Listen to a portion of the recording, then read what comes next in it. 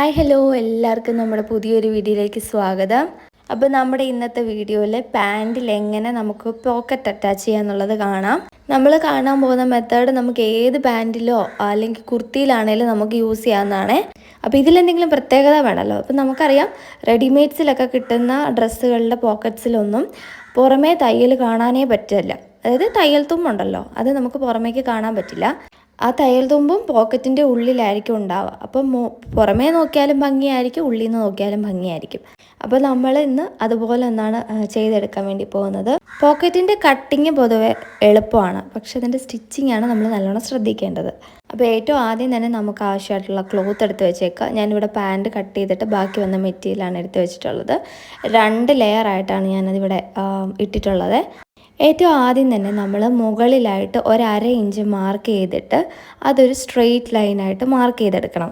എനിക്ക് സത്യമായിട്ട് അറിയത്തില്ല, ഞാൻ ഈ വോയിസ് ഓവർ കൊടുക്കാൻ നേരം ആകുമ്പോൾ എവിടുന്നേലും എന്തെങ്കിലുമൊക്കെ ആയിട്ട് വന്നുകൊണ്ടിരിക്കും. ഇപ്പോൾ കാക്കയാണെങ്കിൽ പുറകേ നടന്നാണ് കൂവിക്കൊണ്ടിരിക്കുന്നത്. അങ്ങനെ നമ്മൾ ആ ഒരു ലൈൻ ആദ്യം വരച്ചെടുക്കുക. അതിന് ശേഷം നമ്മുടെ സൈഡുണ്ടല്ലോ, അവിടെ നിന്നും ഈ വരച്ച ലൈനിലും താഴേക്കുമായിട്ട് 1/2 ഇഞ്ച് മാർക്ക് ചെയ്തെടുക്കുക. അഥവാ നിങ്ങളുടെ ക്ലോത്ത് സ്ട്രെയിറ്റ് അല്ല, ഈവൻ അല്ല എന്നുണ്ടെങ്കിൽ നമ്മളത് കട്ട് ചെയ്ത് ലെവലാക്കി കൊടുത്തിട്ട് വേണം നമ്മൾ ഈ മാർക്കിംഗ് ഒക്കെ ചെയ്ത് കൊടുക്കാൻ വേണ്ടിയിട്ട്. അപ്പോൾ നമ്മൾ നിലവിൽ മുകളിലും 1/2 ഇഞ്ച് മാർക്ക് ചെയ്തിട്ടുണ്ട്, സൈഡിൽ 1/2 ഇഞ്ച് മാർക്ക് ചെയ്തിട്ടുണ്ട്. ആക്ച്വലി ഞാൻ എപ്പോഴും ഇങ്ങനെ മാർക്ക് ചെയ്ത് കട്ട് ചെയ്യാറില്ല. എനിക്ക് ഈ പാൻറ്റിൻ്റെ ആ പോക്കറ്റിൻ്റെ ആ കർവ് കൃത്യം വളച്ചെടുക്കാൻ വലിയ ബുദ്ധിമുട്ടായതുകൊണ്ട് ഞാനതൊരു PDF പാറ്റേൺ ആയിട്ട് ഡൗൺലോഡ് ചെയ്തിട്ടിട്ടുണ്ട്. അത് ഞാൻ പേപ്പറിൽ പ്രിൻറ്റ് ചെയ്ത് വെച്ചിട്ടുണ്ട്. അപ്പോൾ ആവശ്യമുള്ളപ്പോൾ ഞാൻ അതെടുത്ത് ട്രേസ് ചെയ്ത് വെക്കലാണ്. അപ്പോൾ ഇവിടെ ഞാൻ അടുത്തതായിട്ട് 1/2 ഇഞ്ച് മാർക്ക് ചെയ്തതിൻ്റെ അവിടെ നിന്ന് 6 ഇഞ്ചും അത് 1/2 ഇഞ്ചും കൂടെ മാർക്ക് ചെയ്യുന്നുണ്ട്. 6ഉം 1/2 ഇഞ്ചും. 1/2 ഇഞ്ച് എന്നുള്ളത് തയ്യൽ തുമ്പായിട്ട് വരുവേ. അതിന് ശേഷം അവിടെ നിന്ന് താഴേക്ക് ഒരു 10.5 ഇഞ്ചിൽ മാർക്ക് ചെയ്യുന്നുണ്ട്. അത് ആ 10.5 എന്നുള്ളത് ഇപ്പുറത്തേക്ക് നീക്കി ഞാൻ മാർക്ക് ചെയ്യുന്നുണ്ട്. അപ്പോൾ 6 ഇഞ്ച് എന്നുള്ളത് നമ്മൾ കൈ കടത്താൻ വേണ്ടിയിട്ട് ഉള്ള ഒരു സ്പേസാണ്. അതിപ്പോൾ നിങ്ങൾക്ക് വേരിയേഷൻ വരുത്തണമെങ്കിൽ വരുത്താം. ഓരോരുത്തരുടെ ചിലരുണ്ടല്ലോ അത്യാവശ്യം നല്ല കൈ വിരിവുള്ള ആൾക്കാരൊക്കെ ഉണ്ടല്ലോ, അപ്പോൾ അതനുസരിച്ച് ചേഞ്ചസ് വേണേൽ വരുത്തി കൊടുക്കാം. പിന്നെ ഞാൻ പറഞ്ഞില്ല, എനിക്ക് ഈ കർവ് എടുക്കുന്നത് ഇത്തിരി ബുദ്ധിമുട്ടുള്ള കാര്യമാണ്. അതുകൊണ്ട് ഞാൻ ഈ സ്കെയിലൊക്കെ യൂസ് ചെയ്തിട്ട് ഒരു കർവ് എടുക്കുകയാണ്. നിങ്ങൾക്ക് കർവായിട്ട് എടുക്കണ്ട, സ്ക്വയറായിട്ട് എടുക്കണമെങ്കിലും അങ്ങനെയും ചെയ്യാം. പക്ഷെ കൂടുതലും കണ്ടുവരാറ് ഇങ്ങനൊരു കർവ് സ്ട്രക്ചറാണ്. സ്ക്വയറായിട്ട് എടുക്കുന്ന പാറ്റേൺ പാൻസിലുണ്ട്, പക്ഷെ അത് വേറൊരു മെത്തേഡിലാണ് സ്റ്റിച്ച് ചെയ്യാറ്. കണ്ടിട്ടുണ്ടാവുമല്ലോ, വേസ്റ്റ് റൗണ്ടിൻ്റെ അവിടെ നമ്മൾ പോക്കറ്റ് കൊടുക്കുമല്ലോ, ആ ഒരു ഇതിലാണ് ഞാൻ കൂടുതലും കണ്ടിട്ടുള്ളത്. അപ്പോൾ നമ്മൾ ഷേപ്പ് വേണ്ടിയ പോലെ വരച്ചെടുക്കുക. നിങ്ങൾക്ക് ആ PDF പാറ്റേൺ വേണമെന്നുണ്ടെങ്കിൽ ജസ്റ്റ് ഒന്ന് മെസ്സേജ് ചെയ്താൽ മതിയേ. ചിലരെന്നെ കോണ്ടാക്ട് ചെയ്യുന്ന സമയത്ത് ഡൗട്ടൊക്കെ ചോദിക്കാൻ വേണ്ടിയിട്ട് അവർ ചോദിക്കും, ഡൗട്ട് ക്ലിയർ ചെയ്യുന്നതിന് ചാർജ് എക്സ്ട്രാ മേടിക്കുമോ അങ്ങനെയൊക്കെ.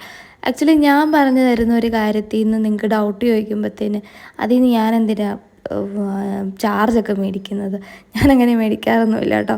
പിന്നെ ചിലർ അവരുടെ മെഷർമെൻറ്റ് അയച്ച് തന്നിട്ട് കുർത്തിയുടെ പാറ്റേണോ അല്ലെ ബ്ലൗസിൻ്റെ പാറ്റേണോ ഒക്കെ ഒന്ന് അവർക്ക് വേണ്ടിയിട്ട് വീഡിയോ ചെയ്ത് കൊടുക്കുമോ അല്ലെങ്കിൽ പാറ്റേൺ ആയിട്ട് ഒക്കെ ചെയ്ത് കൊടുക്കുമോ എന്നൊക്കെ ചോദിക്കാറുണ്ട്. അങ്ങനെയുള്ളതിന് ഞാൻ ചാർജ് മേടിക്കാറുണ്ട്. ഇനി നമുക്കൊന്നുമില്ല, കട്ട് ചെയ്തെടുക്കുക എന്നുള്ളതേ ഉള്ളൂ.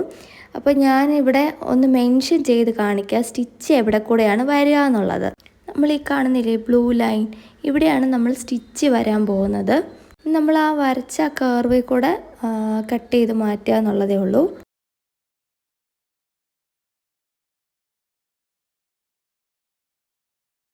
ഇനി നമ്മൾ മെയിൻ പീസ് എടുക്കുക, പാൻറ്റിൻ്റെ മെയിൻ പീസ് എടുക്കുക.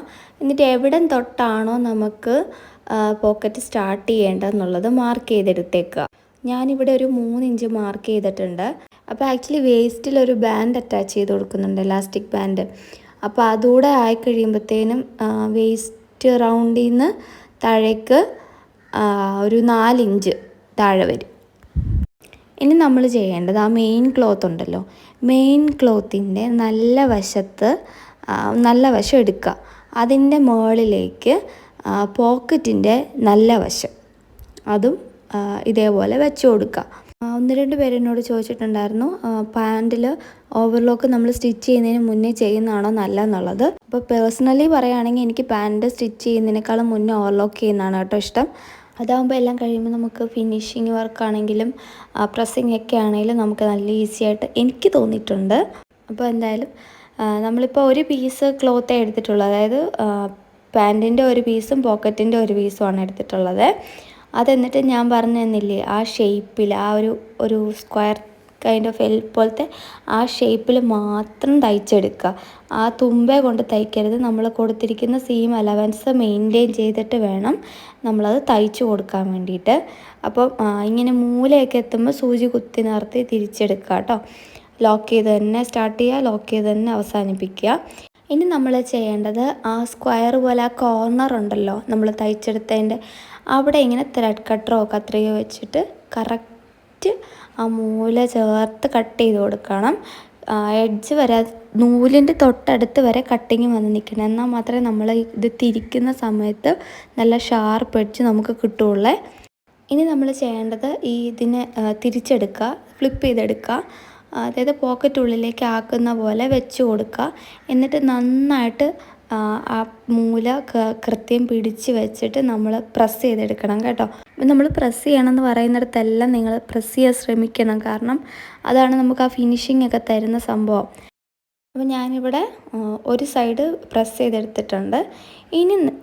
ഇനിയാണ് നമ്മൾ കുറച്ച് ശ്രദ്ധിക്കേണ്ട ഏരിയ എന്ന് പറയുന്നത്.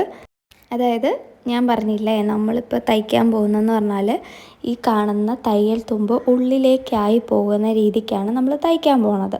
ഇപ്പം നമ്മളെ ഫേസ് ചെയ്തിട്ടുള്ളത് പാൻറ്റിൻ്റെ അകവശമാണ്. അവിടേക്ക് ഇതിൻ്റെ ആ പുറകു വശത്ത് പോക്കറ്റ് നമ്മൾ തയ്ച്ച് വെച്ചിരിക്കുന്നതിൻ്റെ പുറകു വശത്തായിട്ട് മറ്റേ പീസ് പോക്കറ്റിൻ്റെ തന്നെ മറ്റേ പീസ് വെച്ച് ഇതേപോലെ സ്റ്റിച്ച് ചെയ്തെടുക്കുക. ഞാനിത് പറയുന്നതിനേക്കാൾ നിങ്ങൾ ശ്രദ്ധിച്ച് നോക്കുവാണെങ്കിൽ നിങ്ങൾക്ക് മനസ്സിലാവും.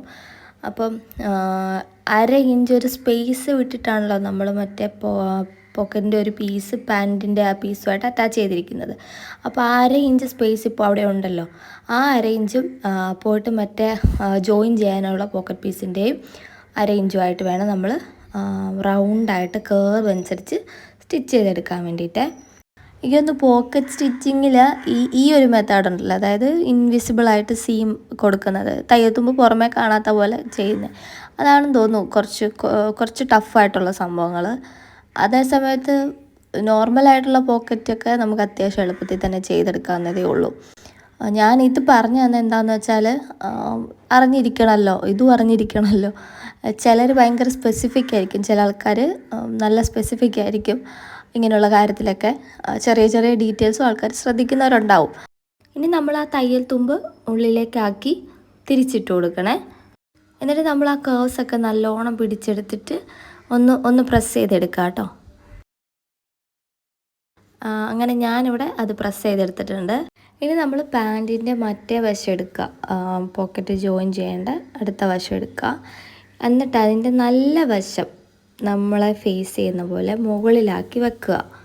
ഇനി നമ്മൾ 2 സൈഡും ജോയിൻ്റ് ചെയ്തെടുക്കുക. കൃത്യമായിട്ട് ഒരേപോലെ വെച്ച ശേഷം നമ്മൾ ചെക്ക് ചെയ്തൊക്കെ നോക്കണം കേട്ടോ. താഴെ തൊട്ട് മേല് വരെ കറക്റ്റായിട്ട് ലെങ്ത് കിട്ടുന്നുണ്ടോ എന്നുള്ള കാര്യങ്ങളൊക്കെ ചെക്ക് ചെയ്ത് നോക്കണം. എന്നിട്ട് നമ്മൾ തയ്യൽ തുമ്പ് എത്രയാണോ കൊടുത്തിട്ടുള്ളത് അതനുസരിച്ച് തയ്ച്ച് താഴേക്ക് വരിക. അപ്പോൾ ഈ സമയത്ത് ശ്രദ്ധിക്കേണ്ട ഒരു കാര്യം, പോക്കറ്റിൻ്റെ ഏതെങ്കിലും പോർഷനൊക്കെ ചിലപ്പോൾ ഇതിൻ്റെ ഇടയിലൊക്കെ ചാടി വരാൻ ചാൻസ് ഉണ്ട്. അപ്പോൾ അതൊക്കെ ഒന്ന് ശ്രദ്ധിച്ച് ആ ഒരു ഏരിയ മാത്രം നല്ലോണം കോൺസെൻട്രേറ്റ് ചെയ്ത് തയ്ച്ചെടുക്കുക. ഒരു കാരണവശാലും മറ്റേ പീസ് കയറി ഇതിൻ്റെ ഇടയിൽ വരരുത്. നിങ്ങൾക്ക് ആദ്യമായിട്ട് പാൻറ്റിലേക്ക് തന്നെ ഡയറക്റ്റായിട്ട് ഇത് ചെയ്യണമെന്നില്ല. ജസ്റ്റ് റഫായിട്ട് ഒരു ക്ലോത്ത് എടുത്ത് വെച്ചിട്ട് ഇങ്ങനെ ഒന്ന് ചെയ്ത് നോക്കി ഒന്ന് പ്രാക്ടീസ് ചെയ്തതിന് ശേഷം പാൻറ്റിലേക്ക് ഡയറക്റ്റായിട്ട് ചെയ്യാം. അതാകുമ്പോൾ ഫസ്റ്റ് ചെയ്യുമ്പോൾ ഉള്ളൊരു കൺഫ്യൂഷനൊക്കെ ഉണ്ടല്ലോ, അതൊക്കെ അങ്ങ് മാറും. ഒന്ന് ചെയ്താൽ തീരാവുന്നതേ ഉള്ളൂ എല്ലാ പ്രശ്നവും. ഇനി നമ്മൾ കൃത്യമായിട്ട് ഓപ്പൺ ചെയ്ത് അതിൻ്റെ തയ്യലൊക്കെ വരുന്നിടത്തെല്ലാം നല്ലോണം പ്രസ് ചെയ്ത് കൊടുക്കുക. അപ്പോൾ മുന്നേ തന്നെ ഓവർലോക്ക് ചെയ്ത് കാരണം എനിക്കിനി ഓവർലോക്ക് ചെയ്യേണ്ട ആവശ്യമില്ല. പിന്നെ പോയിട്ട് പ്രസ് ചെയ്യാനും ഒക്കെ നല്ല എളുപ്പമായിരിക്കും. അപ്പോൾ ഇതാണ് നമ്മുടെ ഫൈനലായിട്ടുള്ള ലുക്ക്. എനിക്ക് തോന്നുന്നു അത്യാവശ്യം ഭംഗിയായിട്ട് വന്നിട്ടുണ്ട്, നീറ്റാണ്. എന്ന് തോന്നുന്നു.